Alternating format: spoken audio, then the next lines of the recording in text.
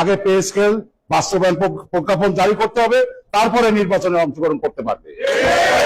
নবম জাতীয় বেতন কমিশনের প্রতিবেদন অবিলম্বে বাস্তবায়ন ও গেজেট প্রকাশের দাবিতে সারা দেশে লাখ লাখ সরকারি চাকরিজীবীরা আন্দোলন আরো জোরদার করেছে। কর্মচারী সার্কুলার মোড় অবরোধ করেছে পে স্কেলের দাবিতে। সরকারের পক্ষ থেকে কোনো অগ্রগতি না পাওয়ায় বৃহস্পতিবার 5 ফেব্রুয়ারি সারা দেশে কর্মবিরতি পালন করে বিক্ষোভ কর্মসূচি করেছে সরকারি চাকরিজীবীরা।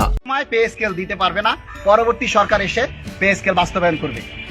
আপনার সময় যদি টাকা না থাকে, আপনার ভান্ডে যদি টাকা না থাকে, তাহলে পরবর্তী সরকার এসে টাকা পাবে। তারা কি বাড়িঘর জমি চাইলে আমাদের পে স্কেল দিবে? তাদের একটাই কথা, আগে প্রজ্ঞাপন পরে নির্বাচন।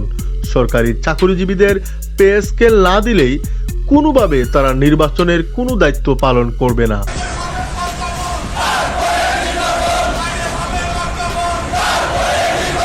পে স্কেল আন্দোলনের নেতারা জানান, আমরা যদি নির্বাচনী দায়িত্বে অংশগ্রহণ না করি তবে এই দেশে নির্বাচন কোনোভাবেই সম্ভব না।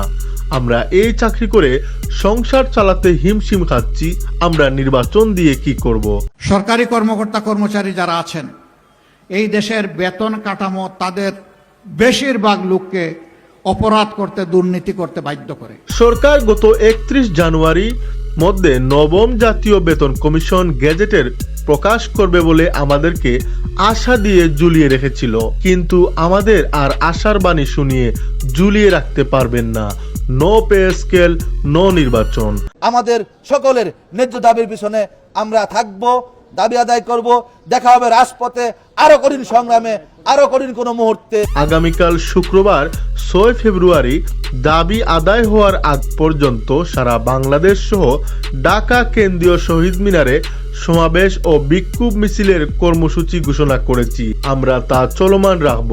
যে আপনি কেন এই মিথ্যা আশাটা আমাদেরকে দিলেন, সেটাকে ঢাকার জন্য আবার জ্বালানি উপদেষ্টা দিয়ে একটা বিতর্ক বক্তব্য দিয়ে আমাদেরকে নিরাশ করার জন্য। যতক্ষণ পর্যন্ত এটা বাস্তবায়ন না হবে ততক্ষণ আমরা লাখ লাখ সরকারি চাকরিজীবীরা মাঠ ছাড়ছি না। কতজনকে গ্রেফতার করবেন, কতজনকে চাকরিচ্যুত করবেন, আমরা আর ভয় পাই না। দেয়ালে পিঠ ঠেকে গেছে। আমাদের সামান্য নিঃশ্বাস থাকার আগ পর্যন্ত বিক্ষোভ কর্মসূচি চালিয়ে যাব এবং দেখে নিব সরকার আমাদের পে স্কেল না দিয়ে কিভাবে দেশে নির্বাচন করে।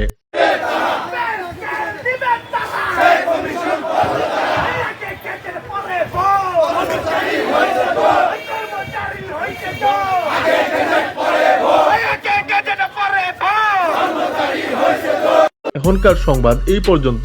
পরবর্তী সংবাদ পেতে অবশ্যই চ্যানেলটি সাবস্ক্রাইব করে রাখবেন এবং পাশে থাকা বেল আইকনে ক্লিক করবেন।